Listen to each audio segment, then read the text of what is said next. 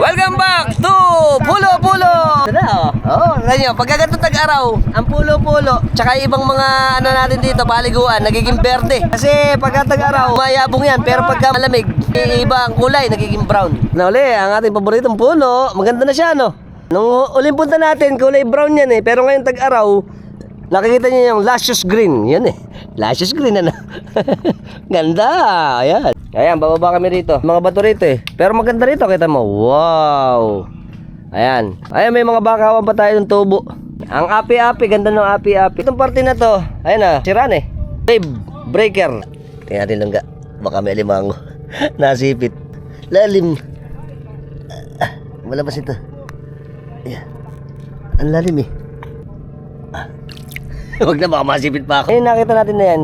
Ayan ang isla ng Pamarawan eh. Ito malaking open na to. Tsaka puro bakawan na dito. Ganda. Paputik pala ito. Siyempre, wash.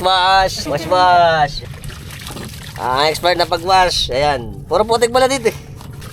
Ang kapal ng putik. Very good. Mga bago lang sa land of platform